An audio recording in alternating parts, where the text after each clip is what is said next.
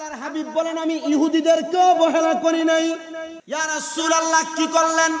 আমার নবী বলেন ইহুদিটা যখন আমার দরবার থেকে চলে যায়, ইহুদিটার সাথে তার সন্তানটা আমি নবীজির দরবারে আসতেন, যখন তার আব্বা জান আমার দরবারে আসা বন্ধ করে দিলেন, সে লুকায়া লুকায়া আমার দরবারে আসতো, আর আমি নবীর ওযুর পানি আমারে আগায়া দিত। কে আগায়া দিত বলেন না? ইহুদি আগায়া দিত। বর্তমান এখন আমি জানি না আপনাদের এলাকায় রুসুম আছে কিনা। আগে মসজিদের ইমাম সাহেবদের ঢিলা কুলুপ মক্তবের ছাত্ররা বানাই দিত, ঢিলা বানাই দিত না, বানায় মক্তবের পরে শুকাত দিয়া দিত, গোসলের পানি আগায় দিত, হুজুরের জামা কাপড় দিয়া দিত। আর এখন জামা কাপড় দিব, হুজুরে দমক দিলে ফোলা কানতে কানতে বাইত গেলে পুরা গোষ্ঠী শুদ্ধাই হুজুরে ভিডিও ফেল লাগে। কি কথা কন না কেরে? নবীজির আদর্শ আমাদের জন্য যে কত মূল্যবান আর মর্যাদা সম্পূর্ণ, এটা আপনি আমি গ্রহণ করলে বুঝতে পারবেন। আপনাদের দোয়ায় আমার তো অনেকগুলো মাদ্রাসা আপনারা হয়তো অনেকে জানেন কুমিল্লা শহরে। আমি আমার মাদ্রাসার ছাত্রদেরকে যেটা শিখাই আর না শিখাই, আলহামদুলিল্লাহ আমার ছাত্রদের মাঝে আপনি আদব খুঁজে পাবেন। আমার মাদ্রাসার ছাত্ররা এখনো তাহাজ্জুদ নামাজ আদায় করে, ছোট ছোট বাচ্চা নুরানিতে পড়ে যেগুলো। আমার মাদ্রাসার ছাত্র যিনারা ছোট ছোট প্রত্যেকদিন আসরের নামাজের পর মাগরিবের আগে খতনে খাজেগান পড়ে কান্না করে, আপনি দেখবেন এই ছোট ছোট বাচ্চা কান্না করে যে আপনার কাছে মনে হবে এই ফোলা বুঝে কি আর কান্দে কেন। ছোট ছোট বাচ্চা চোখের পানি বায়া বায়া পড়ে। আমি আমার মাদ্রাসার ছাত্র যারা তারা শিখাই। আপনাদের হোমনা মুরাদনগরে অনেক বাচ্চা আছে, ব্রাহ্মণবাড়িয়া, নরসিংদী, ময়মনসিংহের নেত্রকোনার বাচ্চা আমার মাদ্রাসা, মিল্লাত চকবাজার নূর। আমি চেষ্টা করি তাদেরকে আদবটা শিখাই। আপনারা আপনাদের সন্তানদেরকে অনেক মা বাবা কাজ করাইতে চান, ছোট ছোট বাচ্চা আরে বুঝে কি, আরে হ্যাঁ কি কাজ করবে, ছোট ছোট বাচ্চাদেরকে দিয়ে কাজের জন্য বলবেন, এদেরকে কাজ করাবেন, নিজের ছোট ছোট জিনিসটা বাচ্চাদেরকে দিয়ে আনাবেন, তখন এই বাচ্চাটা কর্মমুখী হবে। আর আপনি এটা নুনতু নুনতু করবেন আর আদর আদর বুলু বুলু করবেন, এটার জ্বর সর্দি কাশি ঠান্ডি কত কিছু ধরবো, সপ্তাহে 3 বার ডাক্তারের কাছে যাবেন, ভালো হইতো। আর আগের ফোলা পাইনে ফ্যাক গাচ্ছে, বালু মাতাইছে, কত কিছু করছে, মা বাপের লোকের রোয়া রইতে গেছে, এ ফোলারে খেতের লাইলে বয়ে দিয়া মা বাপ খেতে রোয়া রইছে, এ ফোলা মাশাআল্লাহ কি শক্ত, গায়ের সুঠাম দেহ, এলাকার সবচেয়ে বড় কুস্তি ধরি না বেড়া। এই কথা কন না কেন? আমার নবীজির দরবারের প্রত্যেকটা কাজ উম্মতে মুহাম্মদীর জন্য ধর্মতে রূপান্তরিত হয়েছে, আর যেই উম্মত এটাকে মানছে এই উম্মত সফল কাম হয়েছে। আমার নবী লক্ষ্য করে দেখলেন ওই ইহুদি তার দরবারে আর আসে না, কিন্তু ইহুদির ছোট ছেলেটা আমার নবীজির খেদমত করার জন্য লুকায়া লুকায়া আমার নবীজির ওযুর পানি সে আগায়া দেয়। নবী রাহমাতুল লিল আলামিন, নবী মদিনার কামলিওয়ালা দয়াল নবী রাহমাতুল লিল আলামিন নবী আমার, তার খেদমত দেখে বড় উপকৃত হইলেন, বড় খুশি হইলেন। নবী আমার বলেন অল্প কিছুদিন যাওয়ার পর ওই বাচ্চাটা যখন আমার দরবারে আসে নাই, আমি ফজরের নামাজ পর্যন্ত অপেক্ষা করলাম, যোহরের নামাজ পর্যন্ত অপেক্ষা করলাম, আমি আসর পর্যন্ত অপেক্ষা করে আর সহ্য করতে পারলাম না। নবী আমার ছুটে গেলেন, ইহুদির বাড়ির সামনে যায় আমার নবী সালাম দেয়, আসসালামু আলাইকুম ইয়া মানিত্তাবা আলাল হুদা, আসসালামু আলাইকুম ইয়া মানিত্তাবা আলাল হুদা। ইয়া রাসূলুল্লাহ আসসালামু আলাইকুম ওয়া রাহমাতুল্লাহ সালাম, কিন্তু আপনি সালাম দিলেন আসসালামু আলাইকুম ইয়া মানিত্তাবা আলাল হুদা, কারণটা কি? মুহাক্কিক উলামায়ে কেরাম বলেন কোন জায়গার মধ্যে যদি দেখো কোন মুসলমান আছে, তার সাথে কোন বিধর্মী মানুষ, অন্য কোন ধর্মের মানুষ আছে, তখন তুমি সালাম দিবা আপনার উপর শান্তি বর্ষিত হোক, এবং আপনার পাশে যিনি আছে আলা মানিত্তাবা আলাল হুদা, এবং তাকে আল্লাহ হেদায়াত দান করুক। হিন্দু এবং মুসলমান একসাথে থাকলে সালাম দেওয়ার সিস্টেম আর নিয়ম আছে না নাই? শিখাইলেন নবী মুহাম্মাদুর রাসূলুল্লাহ সাল্লাল্লাহু আলাইহি ওয়াসাল্লাম। ধরে বলেন সুবহান। পলকে জীবন দিয়ে দিব যদি নবী তুমি চাও, ওগো আরজি আমার এই জীবনে একবার দেখা দাও, হাবিবি ইয়া রাসূলুল্লাহ, হাবিবি ইয়া হাবিবাল্লাহ, হাবিবি ইয়া রাসূলুল্লাহ, হাবিবি লা হাবিবি ইয়া রাসূলুল্লাহ হাবিবি ইয়া হাবিবাল্লাহ জানি একদিন হবে দেখা হবে জীবন ধন্য সেই দিন দেখার আশা যাব না কো ভুলে গো যাব না কো ভুলে কলিজা টুকরা করে দিব যদি নবী তুমি চাও ও গো আরজি আমার এই জীবনে আরজি আমার এই জীবনে একবার দেখা দাও হাবিবি ইয়া রাসূলুল্লাহ হাবিবি ইয়া হাবিবাল্লাহ হাবিবি ইয়া রাসূলুল্লাহ হাবিবি ইয়া হাবিবাল্লাহ শুনেন 9টা থেকে যদি কালেকশন করি ফরিদ হিসাবে এক জায়গায় ওয়াজ করতেছি বাইরে কল দিবেন যদি বলে যে উনি রওনা দিছে তখন আমি কালেকশন করব আচ্ছা আমি অন কালেকশন শুরু করে দেব কালেকশন শুরু হবে মানুষ উঠে দেবো এটা অসুন্দর হয়ে যাবে না একটু আমি সুন্দর রাখি আমি তো ওয়াজ শেষ করি নাই আমার ওয়াজ এখনো বাকি আর হোমনা এলাকায় আমি নতুন আমার এই বছর হোমনাতে মাহফিল আর 15টার উপরে আছে শুধু হোমনা বানসারামপুরে আলহামদুলিল্লাহ এলাকায় পুরাতন এই যে ওয়াজ করি না এই যে পোলাপান গুলো এরা চিতপুরের পোলাপান হোমনা এলাকার আমার ওয়াজ শুনছেন কেটা কেটা এর আগে মাহফিলে যাইয়া আর তোলেনছে দেখছেন এরা আমার ফুরান শ্রোতা এরপরে আপনারা যারা আছেন আপনারা নতুন এই সাইডটাতে আর আসি নাই এই জন্য আপনারা নতুন আমি ওয়াজটা করি একটু শোনেন আল্লাহ রসুল সাল্লাল্লাহু আলাইহি সাল্লামের আচরণ ইহুদিদের সাথে কেমন ছিল আর রসুলের পাকের এই আচরণে ইহুদিরা কিভাবে ইসলাম ধর্ম গ্রহণ করছে এ বেডিয়া আপনারা যারা এক জাল আরেক জালের লগে সুলাসুলি আর কাজ্জাকাজ্জি করেন ঝগড়া করেন ফাসাদ করেন এ আপনারা লাগা আপনারা মুসলমান বনেন না আর আমার নবী ইহুদিদের সাথে বইন না ইসলাম গ্রহণ করাই আমি যে কথা বলতেছিলাম যে মুসলমান এবং বিধর্মী যদি থাকে আমাদের সালাম কি একরকম না ভিন্ন সালাম আলাদা রকম আছে না নাই এভাবে সালাম দিলে লাভও আছে না নাই আসসালামু আলাইকুম ইয়া মানিত্তাবা আলাল আমার নবী গেলেন নবী আমার যাওয়ার পরে ইহুদির ঘরের ভিতর থেকে কোনো জবাব আসে না দরজা খুলে দেওয়া হইল আমার নবীজি ঘরের মধ্যে প্রবেশ করলেন প্রবেশ করার পর আমার নবী দেখলেন যে ছোট বাচ্চাটা আমার নবীজির ওযুর পানিগুলো আগে আগে দিতেন সেই ছোট বাচ্চাটা জ্বরে কাতরাইতেছে মৃত্যুর সাথে পাঞ্জা লড়তেছে রাহমাতুল লিল আলামিন নবী ওই বাচ্চাটার মাথার কাছে বৈশা আমার নবী রহমতের নবী তার দিকে তাকাইলেন আর তার বাবা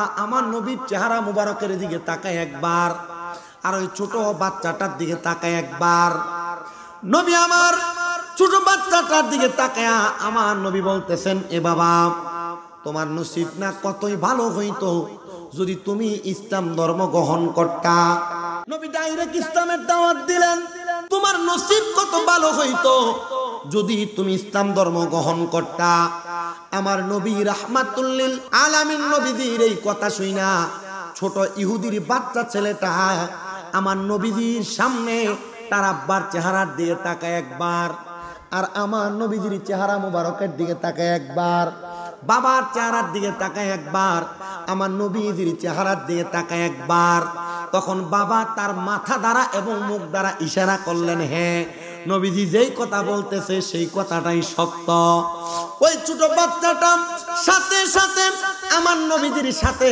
জবানের সঙ্গে জবান মিলে পড়লেন লা ইলাহা ইল্লাল্লাহ মুহাম্মাদুর সাল্লাল্লাহু আলাইহি ওয়াসাল্লাম কেউ আস্তে আস্তে পড়তেছে কেউ জোরে জোরে পড়তেছে আর কেউ গুনগুনাইতেছে না রে বাবা নবীজির এই কালেমা গুনগুন করে পড়েন না যদি সম্ভব হয় দৈনিক কমসে কম 20 বার এই কালেমা শরীফ পড়বেন যদি 20 বারে মৃত্যুর কথা স্মরণ করে কালেমা শরীফ পড়ে আপনি মারা যান আপনার মরণটা শহীদের মরণ হয়ে যাবে এজন্য আপনারা আস্তে আস্তে কালেমা শরীফ পড়েন না একটু মুহাব্বতের আওয়াজে আবার পড়েন না ইলাহা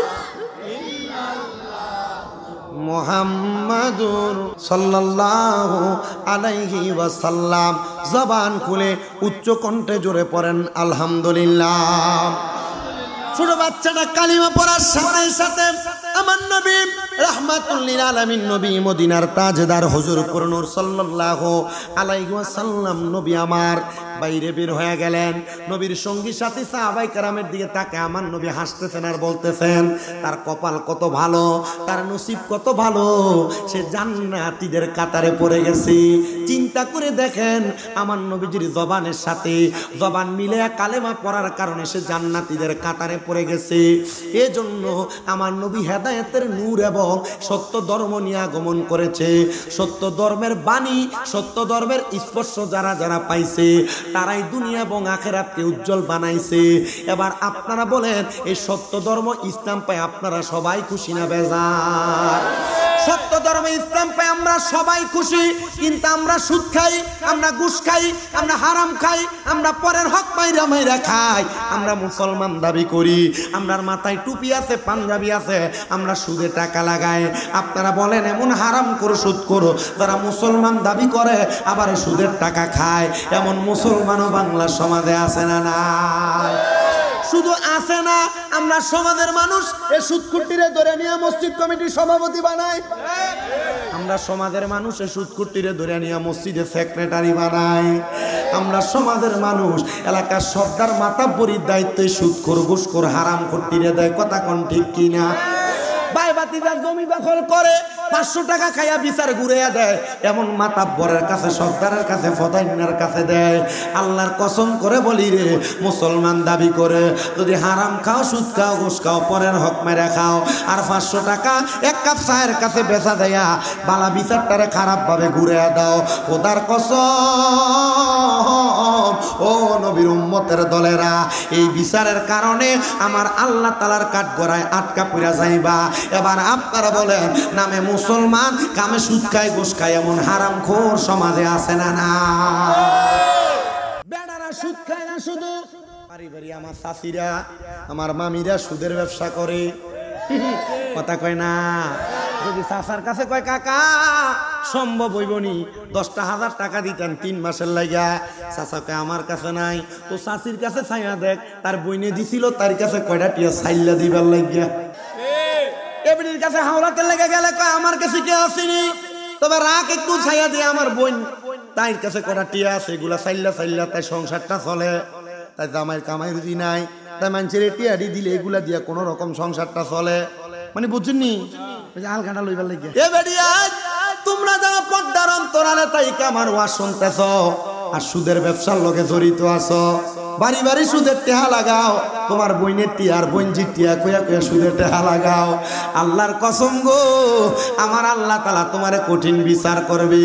আল্লাহ তাআলা এমন মহিলা সুদ করতে গা আমরা হেফাজত করক, জোরে কোন আমিন। আরেকটা সুদ আছে ন্যাশনাল সুদ। বেড়ার এলাকায় মানুষ সুদখোর কইব, এলাকায় মানুষ ঘুষখোর কইব। এ কথা চিন্তা কইরা বেড়া এলাকাতে সুদের টেহা লাগায় না। আগে সরকারি চাকরি করত, 20-30 লাখ টাকা পেনশনের টেহা পাইছে। এবার চা দোকানে বইয়া বইয়া মানুষের গিবত করে, মানুষের বদনাম করে। এবার যদি কয় কাকা কামাই রুজি দ নাই এখন চলেন কেমনে, কয় আল্লাহ চালায়। কিন্তু তলে তলে খবর লইয়া দেখা যায় এবার ব্যাংকে 20 লাখ টাকার এফডিআর করে রাখছে। এই এফডিআর নামক ইন্টারন্যাশনাল সুদ, এটা হালাল না, এটা হারাম। আরেকটা সুদ আপনার বউ আপনার ফার্ম দিয়া খাওয়ায়। হুজুর এটা কোনটা আমি জানি না, আজকের ওয়াজের পরে আর আমার এই এলাকার দাওয়াত হইতো না। কালকে সাধনে বয়ে বয়ে কব ওয়া সবই ঠিক আছিল, শুধু একটু সাইডে ফেটে গেছে গা আসেনি। আমি কুমিল্লা যে কোনো এক থানায় এ ওয়াজ করার পরে এলাকার সব রাজি আমার দাওয়াত দিত, কিন্তু 4-5 জন এলাকার মাথাওয়ালা মুরব্বিয়ারা রাজি না। তোরা এর দাওয়াত দিলে তোরা তোরার মতো মাহফিল কর। ফলানি কো ঠিক আছে আমরা লয়ে করলাম না, আমরা মাহফিল আমরা একা কইরাম। ফলা হয় না আলগা মাহফিল করে আমার দাওয়াত দিস। আমার দাওয়াত দেখো হুজুর আপনি যে গত বছর সুদের ওয়াজ করছেন, আমরা এলাকার ইন্টারন্যাশনাল 3টা সুদখোর যারা সুদের টেহা দিয়ে কেউ একতলা কেউ দুতলা বাড়ি বানাইছে আর কেউ ফোলারে বিদেশ নিয়ে পড়ায়, হুজুর হেতারা আমাদের বিরোধিতা করছে, নাহলে সবাই আমাদের ভালো কইছে। আমি বুঝা লইছি তার মানে আমার বিরোধিতা যদি করে মন দিয়ে একটা সুদখোরিতে করব। কি কোন এই সুদ আপনার বউ আপনারে ফার্ম দিয়া খাওয়াই, ওই সুদ আর অন্য কোন সুদ না।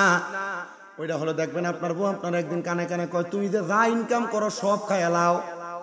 এ স্বামী আমার আবুদার তো একটা ভবিষ্যৎ আছে, আমরা জি পুত্রীর একটা ভবিষ্যৎ আছে, আয়ো না ব্যাংকের মধ্যে আমরা দুইজনে মিলে একটা ডিপিএস করি। চিন্তা করতেছে তলে তলে আমিও করে রাখছি, গায়ে ফিরে গেছে গা। আপনার বউ আপনার যে ডিপিএসটা করাইতাছে, এই ডিপিএস আপনি 3 বছর 10 লাখ টাকা রাখলে 5 বছর পরে টাকা তুললে 5 লাখ বেশি দিব। আরে 5 লাখ বেশি সুদের টাকা দিয়ে আপনি আপনার ফুতের ভবিষ্যৎ গড়ে তুলবেন। আমার বিশ্বাস হয় না রে, এই হারাম টাকা দিয়ে আপনার ফুতের ভবিষ্যৎ হইবনি। আমার মনে করি এই হারাম টাকা দিয়ে সন্তানের ভবিষ্যৎ বানানোর পরে এ ফোলা কোনোদিন তার মা বাপরে বাদ দিত না। আবার এখন তো বহুত মৌলবী সাহেবরা সুদের ওয়াজ করা ভুলে গেছে গা। না কেন সুদের ওয়াজ করলে আর খুব কষ্ট হয়, খুব কষ্ট। কেন সুদের ওয়াজ করতে গায়ে লাগে? কারণ এর মসজিদের সেক্রেটারি সুদখোর। এ সুদের ওয়াজ করবো কেমনে? সামনে 2-3টা 4টা সাদা সাদা পাঞ্জাবি লাগাইয়া একবারে ভাত লাগা ওটা সোদে আদা টুপি লাগাইয়া জুমার দিন দাড়িটারে খেক করে সে খিচ্চা শেভ করে বইয়ে দেখা যায় এটা সুদ করে, এটা ঘুষ কর, এটা ভাই বোনের জমি সম্পদ মাইরা মাইরা খাইয়া সামনে এ বইছে। ওনার এ ওয়াজ আর মুহে দিয়ে বাইরে না। সমাজের মানুষের ক্ষতি করার জন্য, সমাজের মানুষকে অত্যাচার অনাচার করার জন্য লক্ষ্য করলে দেখা যায় অনেক মানুষ বসে থাকে মানুষের ক্ষতি করার জন্য। এমন মানুষও আছে না? এর কাম হলো সমাজের মানুষের ক্ষতি করা। শোনেন, এবার আপনাদেরকে আমি একটা সুন্দর ঘটনা শোনাই। অসুবিধা হবে আপনাদের? হুজুর আসার আগ পর্যন্ত আমি আপনাদের ওয়াজগুলা শোনাই, আপনাদের মনোমুগ্ধকরতা করার চেষ্টা করব। হে মুসলমান ইমানদার, নাম আল্লাহর হাবিব সাল্লাল্লাহু আলাইহি সাল্লামের 7টা পাক্কা একজন বান্দা, যিনার নাম হলো হযরতে আব্দুল্লাহ মারুফ রুসাফি রাহমাতুল্লাহ আলাইহি। আপনারা ওয়াজটা বুঝার জন্য আমি আপনাদেরকে হযরত ইমাম রুসাফি হিসেবে ওনাকে চিনাইলাম। ইমাম রুসাফি বলেন, আমার একটা খাসিয়ত ছিল, আমি যখন ফজরের নামাজ আদায় করতাম, ফজরের নামাজ আদায় করে আমি আমার নামাজের মুসল্লা থেকে উঠতাম না। হে ইমাম রুসাফি, আপনি কেন নামাজের মুসল্লা থেকে উঠতেন না? ইমাম রুসাফি বলেন, আমি ফজরের নামাজ আদায় করে আমি সূর্য উঠার আগ পর্যন্ত নামাজের মুসল্লায় বসে থাকতাম। ফজরের নামাজের পরে সূর্য ওঠার পরে একটা নামাজ পড়ে, যে নামাজের নাম হলো দোহারের নামাজ। কিসের নামাজ? দোহারের নামাজ আদায় করতেন। বেশি উপরে কোনো ক্লাস লাগবে না, মাদ্রাসা লেভেলের মেশকাতুল মাসাবির বাবু সলাত অধ্যায়ের মধ্যে হাদিসগুলো আছে। আমার নবীজি ততক্ষণ পর্যন্ত ফজরের নামাজের পরে নবীজি নামাজের মুসল্লা ত্যাগ করতেন না, যতক্ষণ পর্যন্ত আমার নবী সূর্য উদয় হওয়ার পরে 2 রাকাত নামাজ না আদায় করতেন। আব্দুল্লাহ মারুফ রুসাফি বলেন, আমি প্রত্যেক দিন আমি ওই দোহারের নামাজ আদায় করে করে নামাজের মুসল্লা থেকে আমি উঠতাম। কিন্তু একদিন আমি সারা রাত্র ইবাদত করার কারণে আমি আমার ফজরের নামাজ আদায় করে আমি নামাজের মুসল্লার মধ্যে বসে রইলাম। আমি বসে বসে ইস্তেগফার করতেছি, আমি বসে বসে আল্লাহ তাআলার জিকির করতেছি। কিন্তু আমি ওই দিন জিকির করতে করতে ইস্তেগফার পড়তে পড়তে আমি আমার নামাজ ঘুমায় গেছি। এমন হয় না? আমি যখন আপনাদের দোয়ায় আমি 17 সাল থেকে মাহফিল হিসাব করে দেখলাম 9 বছর চলে ওয়াজের বয়স। আমি যখন 18 সালে মাহফিল করি, চট্টগ্রাম থেকে একদিন মাহফিল করে আইসা কুমিল্লা সংরাইশ, তখন আমি বাবা হযরত ইব্রাহিম আলাইহিস সালাম মসজিদে ইমামতি করি। আমি দেখলাম যে মুয়াজ্জিন আজান দেয়, আমি ইমামতিতে দাঁড়ায় গেছি। দাঁড়ায়া আমি নামাজ পড়াইছি, পড়ায় মুসল্লি বিদায় হইছি। আমি শরীর এমন ক্লান্ত, মুয়াজ্জিনকে কইছি নামাজ যেহেতু শেষ, তুমি যাও, আমি আসি এখানে, ফ্যানটা বন্ধ করে না। আমি নামাজের কষ্ট করে আসছি তো মাহফিল কইরা, শরীর এমন ক্লান্ত, আমি নামাজের মুসল্লা যে ঘুমাইছি, মুয়াজ্জিন যোহরের নামাজ আজান দিতে আইয়া আমার ডাক দিয়ে তুলতেছে, হুজুর ওঠেন না, যোহরের ওয়াক্ত হয়ে গেছে। হয় এমন হয় না?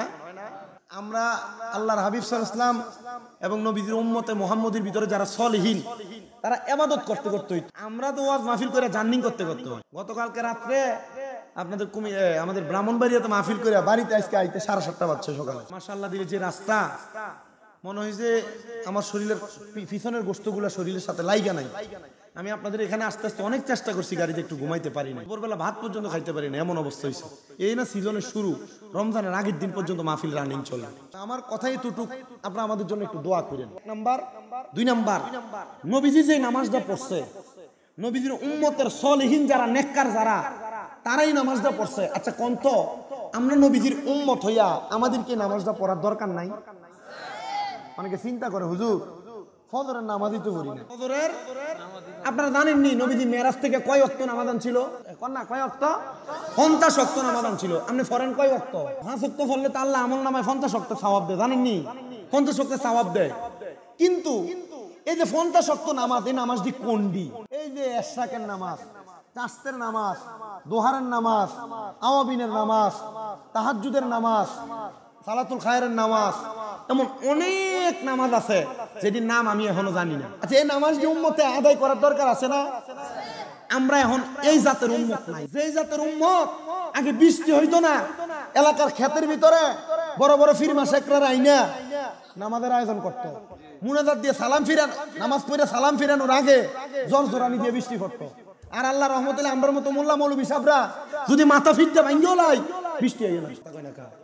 কারণ আমরা হারামখোরের ঘরে খাই, সুদখোরের ঘরে খাই, ঘুষখোরের ঘরে খাই, পরের হক খাইতে খাইতে আমরা এই সিনা নাই, এই সিনা বসিনা হয়ে গেছে। নামাজটা পড়েন যারা মুরব্বী আছেন, আপনাদের তো ঘুম হয় না। আমার কাছে সবচেয়ে বেশি ভালো লাগতেছে এই যে দরবারি টুপিগুলো আছে, বিশেষ করে আজকের মাহফিলে যুবকরা চাইতে মুরব্বীরাই বেশি। এটা আমার কাছে বেশি ভালো লাগছে। আলহামদুলিল্লাহ, আল্লাহর দরবারে শুকরিয়া। আর এটা হওয়ার একটা কারণ আছে, কারণ এখন এই টাচ মোবাইল দিয়া কি খেলা না, পাবজি খেলা আর ফ্রি ফায়ার খেলা। আমি আইতো দেখছি এই যে রাস্তাটার পাশে দিল্লির মতো বানাইয়া এক লগে 10-12টা বই রয়েছে। বহু সংসার নষ্ট করে দিছে, বহু পরিবার নষ্ট করে দিছে। আমাদেরকে বোঝার তৌফিক দান করুন। আমি আমার মা বোনদেরকে বলবো, আমি আমার ভাই বাবাদের কাছে বলবো, আপনাদের যাদের স্ত্রীরা আপনাদের সন্তানদেরকে ভাত খাওয়ানোর জন্য সামনে মোবাইল আর কার্টুন দিয়ে রাখে, এটা পরিহার করেন। আপনার সন্তান অটিজমের শিকার হবে, অটিজম বুঝেন তো, এটা মাজুর হয়ে যাবে, এটা চোখে কম দেখবে, টেকরা হবে, হাত পা বিকলাঙ্গের মতো হয়ে যাবে, উল্টা পাল্টা হাঁটবে, হাঁটতে যেয়ে পড়ে যাবে, পড়ালেখায় মন বসবে না। কেন জানেন? ওই যে মোবাইলের প্রতি আসক্তির কারণে। এই মোবাইল আসক্তি, এই মোবাইল ডিভাইসের যেই ভাইব্রেশন আপনার সন্তানের ব্রেইনে অ্যাটাক করে, এই ব্রেইন অ্যাটাক করার কারণে আপনার সন্তানের ব্রেন শক্তি লোপ পায়, স্মৃতিশক্তি লোপ পায়। আপনি আপনার স্ত্রী মাশাআল্লাহ বেরিয়ে কত সুন্দর মোবাইলের কার্টুন লাগাই দেয়, যদি ধমক দেয় এই মোবাইল নাও না কেন, আরে কার্টুনটা লাগাইলে বাচ্চাটা ভাত খায়, আর 1 দিন 2 দিন 3 দিন দেখবেন এমনি খাবে। এটা করার কারণ কি? কারণ বেরি যখন এই ফুতেরে আর এই জিরে ফেডেল হইছে, এই ভিডিও মাশাআল্লাহ দিলে তাসবিহ পড়বো, জিকির আজকার করবো, দুরুদ পড়বো না। এবিডির কাম এটা না। এবিডি কি করছে? সন্তান গর্বে আর বয়ে বয়ে টিকটক চাইছে। কেটা কেটা ঠিক কইতাছে, আমি চাইতাছি কিন্তু এই কথা বলেন না কেন, আছে না নাই? আর হুজুর বড় পীর গাউসে পাক আব্দুল কাদের জিলানীর মা কয়, আমি আমার ফুতের গর্বে লইয়া 18 পারা কোরআন পড়ছি। আর গাউসে পাক কয়, আমি দুনিয়াতে আসার পর 18 পারা কোরআন শরীফ এমনি মুখস্থ বানাইছি। তো তুমি কবর, তুমি তোমার ফুতেরে আর জিয়ারে গর্বে লইয়া তুমি টিকটক চাইবা, আর এ ফুতে বড় হইয়া তোমার ফিটটা ঠিকঠাক করবো। কথা কয় না কেন, ঠিক না বেঠে? আর গাউসে পাকের মতো আল্লাহর ওলি মার গর্ভ থেকে 18 পারা কোরআন শুনছে, আর দুনিয়াতে এসে 18 পারা কোরআন শোনাইছে। আপনারা বলেন, আমরা আমাদের সন্তানদেরকে ভালো করার জন্য এমন একটা আদর্শ স্ত্রী বিবাহ করারও দরকার আছে না? না, এনে স্ত্রী আদর্শ কর্তিকা। আপনি বেডিরে ফজরের নামাজের কথা কইতে পারেন না, কারণ আপনি নিজে ফজরের সময় না তেল দিয়ে ঘুমান। কয় না কা কথা বেড়ায়, আপনার কষ্ট হইতেছে? এই আমি কি আর একটু বেশি ওয়াজ করলাম না, সমস্যা হইব? আমরা আমার টিহা দিয়ে আনছেন না বেটা, হোসাইলাম করি কতক্ষণ কি কন? আমার মুসলমানেরা ওয়াজটা কই আছিল জানি, একবার দুরূদ শরীফ পড়েন। সালাতুনিয়া সালামুনিয়া সাল্লাল্লাহু আলা সাল্লাল্লাহু আলাইহি সাল্লাল্লাহু আলা মুহাম্মদ সাল্লাল্লাহু আলাইহি ওয়াসাল্লাম। হযরত ইমাম রুসাফি উনি বলেন, আমি আমার নামাজের মুসল্লার মধ্যে ফজরের নামাজের পরে ঘুমায় গেলাম। আমি যখন ঘুমায় গেলাম, ঠান্ডা দেন না মিয়া, গ্রামে তো শেষ। হযরত ইমাম রুসাফি বলেন, আমি যখন ঘুমায় গেলাম, আমি ঘুমানোর পরে হঠাৎ করে আমি আমার এলাকার একজন নিকৃষ্ট ব্যক্তিকে স্বপ্ন দেখলাম। বালা মানুষটা খারাপ। আমি দেখলাম ওই নিকৃষ্ট ব্যক্তি, এই ব্যক্তি আল্লাহ তাআলার সুন্দর জান্নাতের বাগানের মধ্যে ঘুরতেছে আর ঘুরতেছে। আমি তারে আমার ঘুমের ঘরে স্বপ্নে তারে প্রশ্ন করলাম, এ আল্লাহর বান্দা, তুমি না নেশা করতাম, তুমি না বাজে কাজ করতা, তুমি না মানুষের প্রতি হারাম ভাবে অত্যাচার অনাচার করতা, তোমার মতো ব্যক্তি কোনোদিন এমন ভালো জায়গায় থাকতে পারে না, এটা আল্লাহর কোরআন বলে। তোমার কারণটা কি তুমি আমারে বলো। আল্লাহর বান্দা ডাক দিয়া বলতেছেন, আমি সারা জীবন হারাম খাইছি, নেশা করেছি। যারা নেশা করেন এই কথাটা একটু মনে রাখবেন, যারা নেশা করে, নেশা করার সময় তারা ঈমান থাকে না, তারা বেঈমান হয়ে যায়। মদ, গাঞ্জা, ইয়াবা, এমন যত রকমের নেশা আছে, নেশা যখন করে, নেশা করে তখন কি থাকে না, নেশা করে বেঈমান হয়ে যায়। কালেমা পড়ার আগ পর্যন্ত তার ঈমান ফিরে আসে না।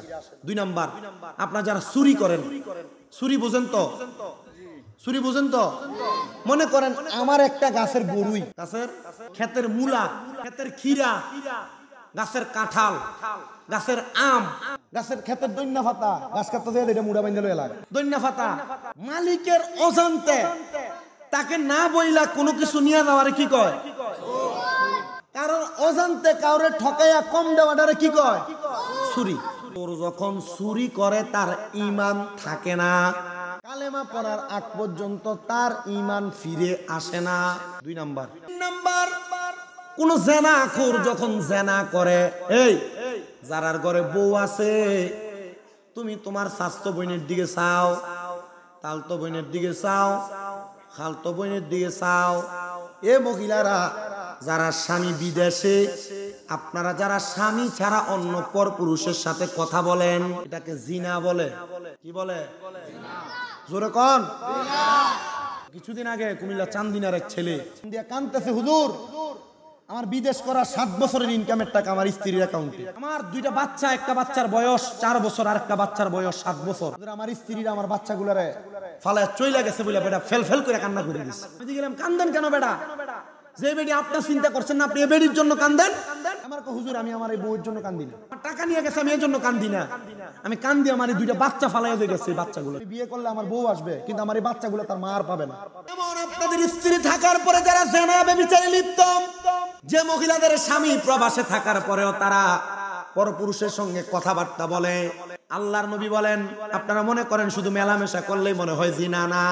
একটা পুরুষ মানুষ তার অপরিচিত গায়রে মাহরাম নারীর সঙ্গে কথা বলা তার মুখের জিনা, গায়রে মাহরাম নারীর দিকে তার চোখ দিয়ে চাওয়া তার চোখের জিনা, গায়রে মাহরাম নারীর কথার আওয়াজ তার কান দিয়ে শোনা তার কানের জিনা, গায়রে মাহরাম নারীর দিকে হাত দিয়ে স্পর্শ করা তার হাতের জিনা। শুধু মেলামেশা করলেই জিনা হয় না, মুখের কথার দ্বারা জিনা হয়, চোখের তাকানোর দ্বারা জিনা হয়, কানের কথা শোনার দ্বারা জিনা হয়, মহিলাদের গলার আওয়াজের গান শোনার দ্বারাও জিনা হয়। আর আপনারা এই বাউল গান শুনবার লাগা বেরিয়ে যেই বাউল গানের আসরে যে আপনারা তাড়াতাড়ি এটাতে যান। কি কথা বল না কেন? এটা জেনা ব্যভিচার, প্রকাশ্য জেনা। গান হয় না এলাকায়? তুই বইয়ে থাক, নাম কষ্ট কি শতান আমি জানি না কোনে জায়গার মধ্যে পেছনে নাম দেয় উরুস মুবারক, স্টেজের ভিতরে শিল্পী আইনা নামায়া দেয় অমুক সরকার বেডি, কাইল দেখা যায় কত সুন্দর ঝিলমিলাইনা পোশাক পরা বেডি নাচে। আল্লাহর কসম, যেডি এগুলার আয়োজন করে এগুলা 1 নাম্বার বেহায়া, যারা এগুলা করে তারা আরেক নাম্বার বেহায়া, আর আপনাদের মধ্যে যারা যারা এগুলা দেখতে যান আপনারা তার চাইতে আরো বড় বেহায়া। এখন আর ঠিকটা জোরে আইয়া না কোনাটা দিয়ে আক্কা তারা সামনে দিয়া কোমরটা ঢুলানিটা হাওয়ানের লাগিয়া এটা সামনে দিয়ে দেয় বইয়ে সারস না। এবারে কিন্তু মসজিদে যাইতে কইলে আরে রাখা ওযু কর লাগে ভিতরে ঠান্ডা লাগে, এবারে সামনে দিয়ে মানুষ ধাক্কা মেরে বইয়ে সিটার বেটা সিটার দাড়ি হইছে গেছে। এবারের মতো এলাকার সব মুরব্বি কবরে গেছে, আর এবারে এই এর ভিতর বাউল গানের ভিতর দিয়ে কয় অতিথি 10,000 টাকা দেয় এটা, আর মাহফিলে লেগে কয় 10,000 টাকা দাও নাই দো কামাই দি নাই কামেন চলতারি না এ আসেনি এমন সিজা। হ্যাঁ বিডি তোর কোমর নাসানি সাইবার লাগা তোমার কাছে 10,000 টাকা আছে, বাউল গানের ভিতরে তুমি অতিথি, আল্লাহ কবরে গেলে এমন ফিটা ফিটবো মাথা না ডিডি সব মাংবো বেটা। আপনারা বলেন এমন বাউল গান নামক উরুস মুবারকের নাম দিয়ে বেডিয়ে দিয়া গান বাজনা করায়, এমন সিটারের দল, এমন বন্ডের দল সোনার বাংলাদেশে আছে না? না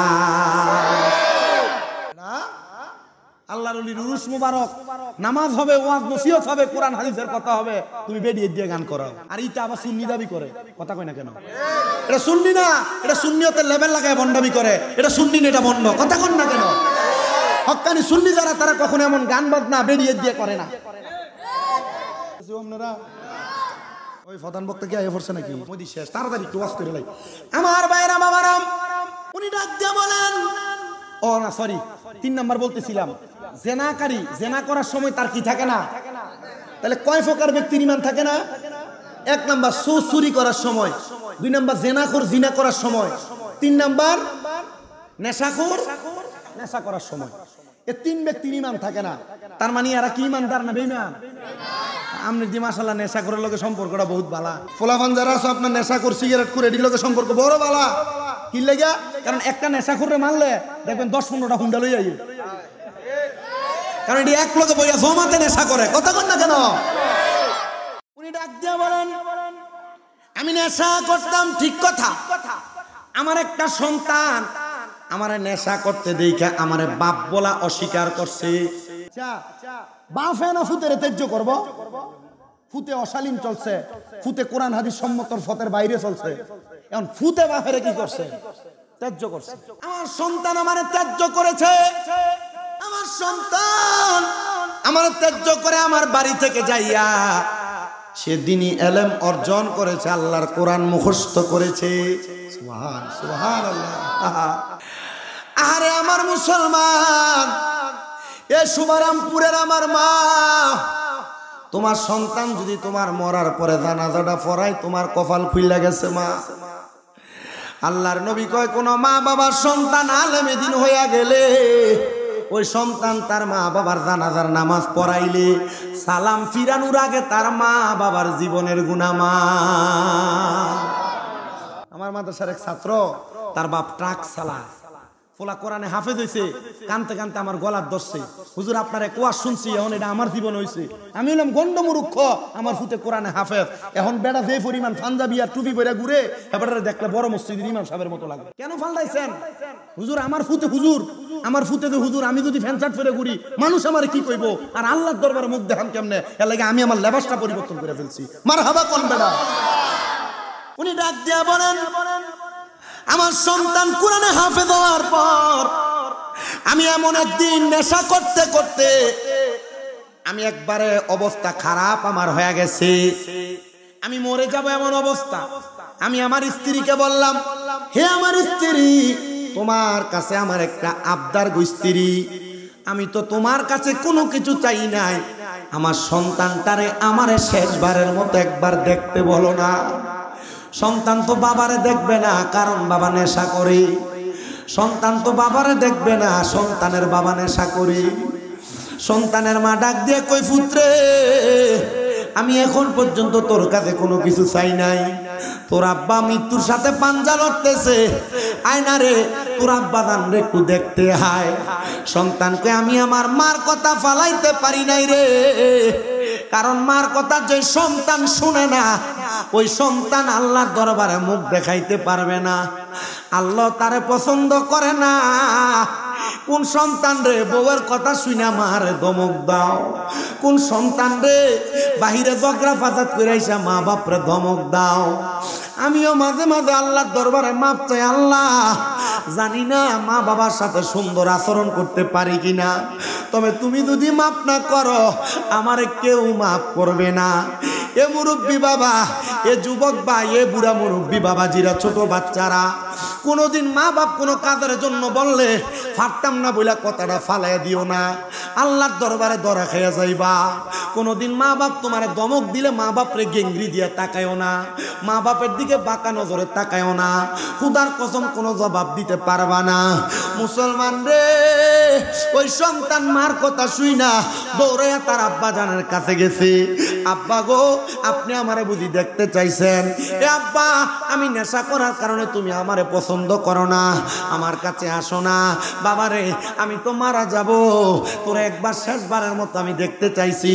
সন্তান কই সুযোগ পাইছি, ডাক দিয়া কই আব্বা যান আপনি মারা যাইবেন, সারা জীবন পর্যন্ত নেশা করেছেন, আমি আপনার কাছে আবেদন জানাই আপনি এই মুহূর্তে তাড়াতাড়ি আপনার মুখটা ধৌত করেন, ওযু বানান, আমি আপনার কালেমা পড়াই গো আব্বা যান। বলে আমি আমার সন্তানের কথা শুই না, ওই দিন রাত্রবেলা কালেমা পড়ছি, আমার সন্তানের কথা শুই না ওযু কইরা শুইছি, ওযু কইরা শুইয়া রাত্রবেলা এশারের নামাজ পড়া পরের দিন ফজরের নামাজও পড়ছি। ফজরের পরে আমি যখন ঘুমাইছি, ঘুমানোর পর আর আমি সজাগ হইতে পারি নাই, আমি ইন্তেকাল করেছি। ইন্না লিল্লাহি ওয়া ইন্না ইলাইহি রাজিউন। আমি যখন ইন্তেকাল করলাম এরপর থেকে আল্লাহ তাআলা আমারে নাজাত দান করেছে। বলে কারণ কি? কারণ কি? বলে আমার সম্পদের অভাব নাই, আমার টাকা পয়সার অভাব নাই, ধন দৌলতের অভাব নাই, আমার আল্লাহ তাআলা আমার ধন দৌলত গুলা আমার সন্তান ওয়ারিসদার হওয়ার কারণে সে আল্লাহর কোরআন শিখা তার সম্পত্তির মধ্যে সে আল্লাহ তাআলার কোরআনের দাওয়াত দেওয়া শুরু করেছে। জোরে কোন সুবহানাল্লাহ। হে হুজুর, এজন্য আমার আল্লাহ তাআলা আমার সারা জীবনের গুনাহ এক রাতের তওবায় মাফ করে দিছে। এলাকায় খাস তালিম হয়, এলাকায় খতমে গাউসিয়া হয়, এলাকায় 11 শরীফের মাহফিল হয়, যেখানে প্রতি সপ্তাহ প্রতি মাসে মাসে মাহফিল হয়। আপনাদের কাছে আবদার প্রতি রাইতে একবার হলেও তওবা করবেন, প্রতি রাইতে একবার হলে আল্লাহর কাছে মাফ চাইবেন। কোন সময় আল্লাহ মাফ করে এটা কিন্তু আপনি বলতে পারবেন না। আল্লাহ যদি মাফ করে ওই ক্ষমার কারণে, মাফের কারণে আপনি দুনিয়া আখিরাতে মাপ পেয়ে যাবেন। উনি বলেন আমি দুনিয়া থেকে কবরে আসার পর আমার একটা নেক সন্তানের দোয়ার কারণে আল্লাহ আমারে মাফ করে দিছে। আল্লাহ আপনি কাদেরকে মাফ করেন? আল্লাহ কয় শোনো, রাদিয়াল্লাহু আনহুম ওয়া রাদু আন, যারা আমি আল্লাহর সন্তুষ্ট করে, আমি আল্লাহ যাদের প্রতি সন্তুষ্ট হই, আমি তাদেরকে মাফ কইরা জান্নাত দান করি। আল্লাহ তারা কারা? আল্লাহ বলতেছে যালিকা লিমান খাশিয়া রাব্বা, যারা আমি আল্লাহরে বেশি বেশি ভয় করে, আমি আল্লাহকে বেশি বেশি ভয় করে, আমি আল্লাহ তাদেরকে মাফ করি। আমার শুভারামপুর এলাকার বাবা, শুভারামপুর এলাকার মুরব্বী বাবারা, আপনারা আমার আল্লাহরে খুশি করতে পারছেন কিনা জানি না। ও আল্লাহ, আপনি কি করলে খুশি হন? নামাজ পড়লে, রোজা রাখলে, হজ করলে, যাকাত দিলে, দান সদকা করলে, ভালো ভালো কাজ করলে, আল্লাহ কয় হ্যাঁ এগুলা করলেও আমি খুশি হইয়া যাই।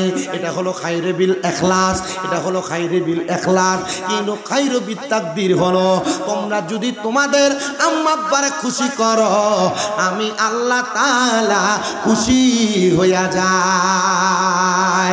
আরে আল্লাহর পড়ে নবী আমার, আল্লাহর পড়ে নবী আমার, তারপরে মা জননী, মাঝে আমার নয়নের মনি, কন্যা মাঝে আমার। সবাই কয় না মারে ভালোবাসেন না বুঝি? মারে যদি ভালোবাসা থাকেন মোহাব্বতে পড়েন আল্লাহর পড়ে নবী আমার, আল্লাহর পড়ে নবী আমার, তারপরে মা জননী, মাঝে আমার নেরে মনি, কন্যা মাঝে আমার নয়নের। আল্লাহর নবী ডাক দিয়া কয় জগতের মানুষ, আমার আল্লাহ তাআলার ঘোষণা, ওই মা বাপরে খুশি করলে আমার আল্লাহ খুশি হইয়া যায়। আল্লাহ কেমনে গো? কয় রেদার রব্বি ফি রিদাল ওয়ালিদাইন, মা বাবার সন্তুষ্টিতে আমি আল্লাহ তাআলা সন্তুষ্টি হইয়া যায়। এ সন্তান, এ শুভারামপুর এলাকার পর্দার অন্তরালের মা, বহু মহিলারা তাদের জামাই, তাদের মা বাপরে, মানে মহিলা শ্বশুর শাশুড়িরে বেশি খাওয়াইলে তারা পছন্দ করে না, শ্বশুর শাশুড়িরে বেশি দেওয়া পছন্দ করে না। যে ফুতের বউটা বোকা, এই ফুতের বউটা এই কামটা করে।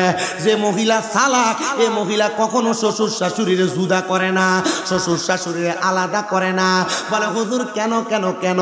মহিলারা শুই না লোগো, তোমার স্বামী যদি তার মা বাপরে খাওয়ায়, আল্লাহ তাআলা তোমার স্বামীর ইনকামে বরকত দিব, তোমার স্বামীর কামাইয়ে বরকত দিব, তোমার স্বামীর রিজিকে বরকত দান করে। করব। এ যুবক ভাই, এ মুরব্বী বাবা, মা বাবার পেছনে টাকা পয়সা খরচ করলে দাম কমে না, ইজ্জত কমে না, সম্মান কমে না। মা বাবার পেছনে টাকা পয়সা খরচ করলে দাম বাড়ে, ইজ্জত বাড়ে, সম্মান বাড়ে। কিন্তু আমাদের সমাজের সন্তানেরা, আমাদের সমাজের বর্তমান সেকুলেশন একটা সিস্টেম হয়ে গেছে। বলে কেমন সিস্টেম? সন্তান তারা যদি 2 ভাই হয়, সন্তান তারা যদি 3 ভাই হয়, মা বাপকে জুদা করে দেয়। সকালবেলা মা এক ঘরে ভাত খায়, দুপুরবেলা এক ঘরে ভাত খায়, রাত্রবেলা এক ঘরে ভাত খায়। মা বাবার ভাত খাওয়ানি নিয়ে বিচার বসে, মা বাবার ভাত খাওয়ানি নিয়ে সালিশ বসে। ও সন্তান, তোমরা যারা তোমাদের মা বাপকে জুদা করে দাও, মা বাপকে আলাদা করে দাও, মা বাপরে বাদ দাও না, ও সন্তান দে তোর পাও আমার সামনে দে, আমি আমার জিহ্বা দিয়া তোর পাও পরিষ্কার করে দিতে রাজি আছি। বলে হুজুর কেন? ওই মা বাপরে বাত না দিয়া, মা বাপরে কষ্ট দিয়া, স্বামীরা জানা পুরা হোমনা থানার বড় আলেম দিয়ে ওয়াজ করাইবা, পুরা কুমিল্লা জেলার বড় আলেম দিয়ে ওয়াজ করাইবা, সারা বাংলাদেশের বড় মুফতি মুহাদ্দিস মুহাক্কিক আলেম দিয়ে ওয়াজ করাইবা, কোনো লাভ হবে না। তুমি যদি তোমার মা বাবার মনে কষ্ট দিয়া থাকো, মা বাপরে বাত না দিয়া থাকো, তোমার মতো শ্রোতার আমার দরকার নাই। বলে হুজুর কেন? আল্লাহর নবী কয় সাকাতুর রব্বি ফি সাকাতিল ওয়ালিদাইন, আম্মা আব্বার অসন্তুষ্টিতে আমার আল্লাহ তাআলা অসন্তুষ্ট হয়ে যায়। কে রে মা বাপ অসন্তুষ্টি করছো? ও আদা করো। এখান থেকে যাওয়ার পর মা বাবার পাগুলার মধ্যে ধরে মাপ চাইবা। অনেকে হয়তো চিন্তা করে হুজুর আমি মা বাবার পায়ে ধরে মাপ চাইবো, আমি না বুড়া হয়ে গেছি, আমি না বিয়া করছি, আমার না সন্তান আছে, মা বাবার পা ধরলে কেমন দেখা যায়? না রে সন্তান না, আম্মা আব্বার পায়ে ধরলে দাম কমে না, আম্মা আব্বার পায়ে ধরলে সম্মান কমে না, আম্মা আব্বার পায়ে ধরলে ইজ্জত কমে না। আরে আমার দিকে তাকাও, আমি আলেমের জোর দিয়া ওয়াজ করি না, আমার কোনো আলেম কালাম নাই। আমি কুমিল্লা ইউনিভার্সিটিতে বাংলায় অনার্স ফাইনাল করেছি, আমি কুমিল্লা আলিয়া মাদ্রাসায় কামেল 2য় বর্ষে এখন ফাইনাল পরীক্ষা দিব। তবু আমি বলতে পারি আমি আমার আলেম দিয়া ওয়াজ করি না। কারণটা কি জানো? আমি যেই দিন মাদ্রাসায় 6-7-এ পড়ি, আমি একটা ওয়াজে শুনছিলাম আম্মা আব্বার কদমের মধ্যে চুমা দিলে আল্লাহর জান্নাতের চৌকাঠে চুমা দেওয়ার সওয়াব পাওয়া যায়। ওই দিন রাত্রবেলা বাড়িতে যাইয়া আমি আমার আম্মা, এটার জন্য হয়তো আপনি আমার ময়দানে মাসরে আটকাইবেন। ও আল্লাহ, মানুষ আমার দাওয়াত দিয়া দিয়া নিয়ে যায়, কিন্তু আমি আমার মায়ের খেদমতটার মধ্যে কোনো ত্রুটি রাখি নাই। আমি জানি যেই দিন আমার আম্মা জানের অপারেশন হয়েছে, ওই দিন থেকে আমি আমার আম্মা জানের পাশে পাশে ছিলাম। আমার আম্মা জান যেই 2 মাস পর্যন্ত উঠা বসতে পারে নাই, আমার মা যে খাটে ঘুমাইছে আমি পাশে নিচে আমার আম্মা জানের পাশে ঘুমাইছি। এখনো পর্যন্ত আমি আমার মার কোনো কাজ করতে লজ্জা বোধ করি না। আজকেও আমি গোসল করার আগে নিজের হাত দিয়ে আমার পায়ের নখগুলা কাইটা দিছি। এটার কারণ আমি ছোট হই নাই। এই যে ওয়াজারে ফ্যান্ডেলে আমি স্টেজে বসছি, এই চেয়ারে আমার মুরব্বী আব্বারা, আমার থেকে বেশি এলেমওয়ালা হুজুররা বসা, এটা আমার কোনো জোর না, এটা আমার আম্মা আব্বার দোয়ার জোর। ও সন্তান, বিদেশ যাইতে পারো না, কামাই করা বরকত হয় না, কঠিন রোগ হয়ে রইছে ভালো হয় না। ও সন্তান, ব্যবসা করো বরকত হয় না। আমি বলবো রে আমার সুবারামপুরের বাবা, মা বাবার কদমে লুটে পড়বা, এখান থেকে বাড়িতে যাইয়া মা বাবার পাউডির মধ্যে ধরবা। যতক্ষণ পর্যন্ত তোমার মা বাবা মুখ দিয়া বলছে তোমার মাফ করে দিছি, ততক্ষণ পর্যন্ত মা বাবার পাও ছাইরো না, ছাইরো না, ছাইরো না। কারণ মা বাবার পায়ে ধরলে তোমার দাম কমবে না, তোমার সম্মান কমবে না, তোমার ইজ্জত কমবে না। মা বাবার পায়ে ধরলে তোমার দাম বাড়বে, ইজ্জত বাড়বে, সম্মান বাড়বে। আরে আমি শুধু পায়ে ধরে সালাম করি না, আমি মাঝে মাঝে সুযোগ পেলে আমারে ঠোঁটটি দিয়া মা বাবার পায়ে চুমা দেই। চুমা দিলে কি স্বাদ, কি মজা! আল্লাহর জান্নাতের চৌকাঠে চুমা দেওয়ার সওয়াব পাওয়া যায়। শিরিকার বেদাতের ফতুয়া খুঁজবা না, না না না না না না, খুঁজো না। কারণ আম্মা আব্বা এত বড় রত্ন, ওই মা বাবার মতো রত্নরে যত্ন না করলে জাহান্নাম। মা বাবার মতো রত্ন বাইচা থাকতে মাপ চাও। অনেকে চিন্তা করে হুজুর 2 ঈদের সময় মা বাবার পা ছুঁয়া সালামি তো করি না, আমি কেমনে মা বাবার পায়ে চুমা দিব? এ সন্তান, তুমি চুমা দাও আর না দাও, তুমি পা ধরে মাপ চাও আর না চাও, জানো নি রে, যাদের মা নাই, যাদের বাবা নাই, তারা চিন্তা করতেছে হুজুর যাদের বাড়িতে বাবা আছে, যাদের বাড়িতে মা আছে, তারা বাড়িতে যায় মার পায়ে ধরে মাপ চাইবো। আমার তো আম্মা নাই, আমি কার পায়ে ধরে মাপ চাইবো? অনেকে চিন্তা করে হুজুর যাদের বাড়িতে বাবা আছে, তারা বাড়িতে যাইয়া বাবার পায়ে ধরে মাপ চাইবো। ও হুজুর আমার তো আব্বা নাই, আমি কার পায়ে ধরে মাপ চাইবো? ও সন্তান, তোমার আব্বা মা বড় কষ্ট করে তোমার মানুষ করছে, আব্বা নিজের রক্তরে পানি বানাইছে, নিজে খায় নাই, তোমারে খাওয়াইছে।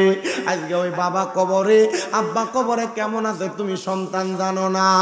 ভালোবাসি তোমায় বাবা, বুকটা যে যাইছি রে, তোমার কথা হৃদয় মাঝে পড়ছে বারে বারে। বাবা তুমি কেমন আছো ছোট মাটির ঘরে, তোমার কথা হৃদয় মাঝে পড়ছে বারে বারে। বাবা গো ও বাবা, বাবা গো ও বাবা। এ সন্তান, তোমার বাপ মা তোমার লাখ লাখ টাকার জায়গা জমি দিয়া গেছে, তুমি ওই জায়গা জমি ব্যবহার করো, কিন্তু তুমি তোমার মা বাবার জন্য দোয়া করো না। সন্তান রে, মা বাপ তোমার যে লাখ লাখ টাকার সম্পদ দিয়া গেছে, তুমি প্রতি মাসে মা বাপরে যদি ফল কিনা খাওয়াইতা, তুমি 12 মাসে 12,000 টাকার ফল কিনা খাওয়ানো লাগতো। কিন্তু তোমার মা, তোমার আব্বা জান এখন কবরে, মা বাপরে খাওয়াইতে পারো না। মা বাপ যে জায়গা জমি দিয়া গেছে, যদি তোমার না থাকতো, যদি ভাড়া থাকতা, প্রতি মাসে 5,000 করে ভাড়া দিতা, 12 মাসে 60,000 টাকা ভাড়া দেওয়া লাগতো। একটা সন্তান কইবা হুজুর আমার মা বাপ থাকলে মা বাপরে খাওয়াইতাম। এই কবরস্থানটার জন্য আমি আমার আম্মা আব্বার মোহাব্বতে আমি 20,000 টাকা আল্লাহর ওয়াস্তে দান করে দিব, আমি 50,000 টাকা আল্লাহর ওয়াস্তে দান করে দিব, আমি 10,000 টাকা আল্লাহর